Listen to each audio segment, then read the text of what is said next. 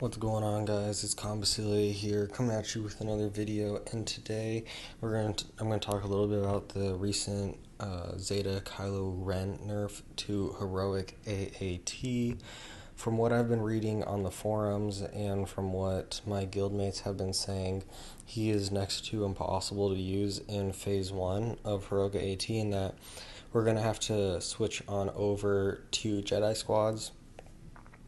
Currently, what I'm thinking about is that I'm just sort of taking their word for it that it's going to be very impossible, and also from what I've been reading about how the escape mechanic works now, Zeta Kylo Ren in Phase 1 is going to be very, very difficult to pull off.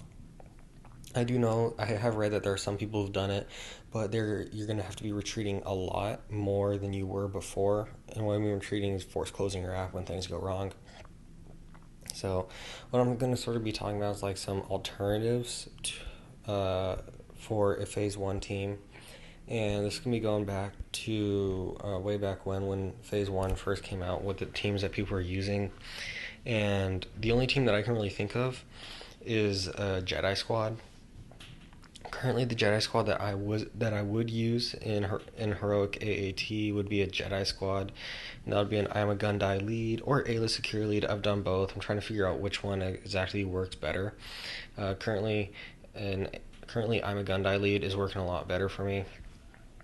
But that's just my personal experience. And that's an I'm a Gundai lead with Ayla Secure, Qui-Gon Jinn, Luminar Unduli, and Jedi Knight Anakin. What I'm sort of thinking about is that I don't believe that Kylo Ren is completely useless in heroic AAT. I just don't think he is as powerful as he was before. And what I'm thinking about is sort of swapping him out for another character in this squad. So the current character that I'm thinking about swapping him out for would be Luminar Unduli.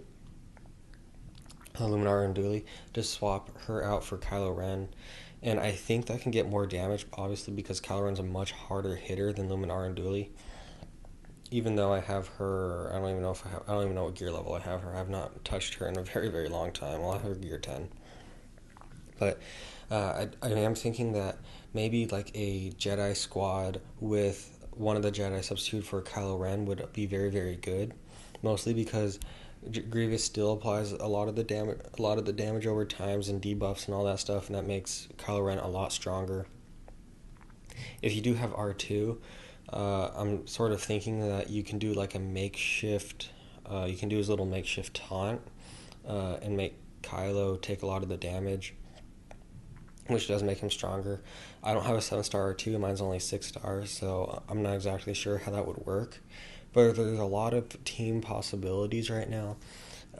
Also, I read somewhere on the forums also, I think someone mentioned it in my guild Discord chat. I'm not 100% sure, don't quote me on that. But it is a Zeta Savage Opress in Phase 1. I know there's been rumors going around that a Zeta Savage Opress can solo Phase 1 of heroic AAT. From what one of my guildmates has said, he's been finding videos on it, but they're only partial videos, so that's sort of still up in the air on whether or not he can do it. Personally, I don't think he can do it, mostly because of the reworked escape mechanic. But he may actually be able to gain a lot more speed than Kylo Ren, mostly because of his unique, where he gains 30% turn meter every single time he sustains damage. So I'm thinking he's going quite often, especially because Grievous is hitting him, I think at least twice per turn. So that's 60% turn meter right there. So there's a lot of turn meter gain going on with him. Another reason why, I'm not sure if I actually stated reason or not, but one reason why I don't think Savage Opress can actually do it is because of the B2's mode down, where he inflicts buff immunity on Savage Opress when it's his turn. And that can honestly, I think that could be the downfall of this supposed Zeta Savage in phase one. Doesn't mean I'm not going to try it, but I do think that could be his downfall, mostly because what you're relying on for him to survive is his ability to be gaining those heal over times and constantly be healing himself. However, when B2 applies that buff immunity on him, he is not gaining extra turn meter for whenever he gets hit. He is not gaining his defense up and offense up whenever he gets hit. He is not gaining his heal over times. So, in my opinion, that can drastically impact Savage and how he's used. In my opinion, I don't think having super high tenacity mods will really help his case, because when I look at my B2, we're just going to look at my B2 for, just for reference. He dispels all positive stat effects on them, and then with a 65% chance to also inflict buff immunity for 2 turns applied before damage.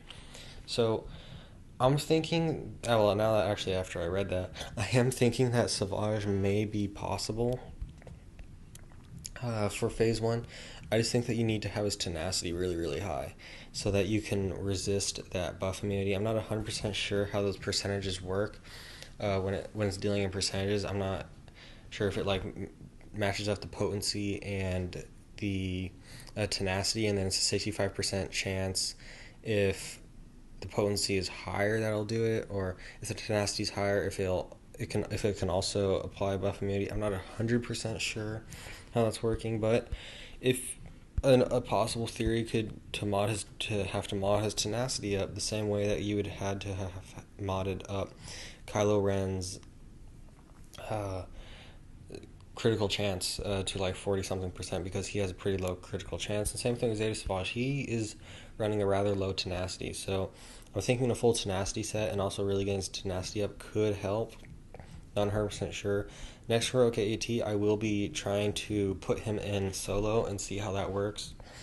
But that's sort of all for now. If I missed anything, please let me know. This is going to be in the video. I hope you guys are having a fantastic day. And as always, I'll talk to you guys in the next video.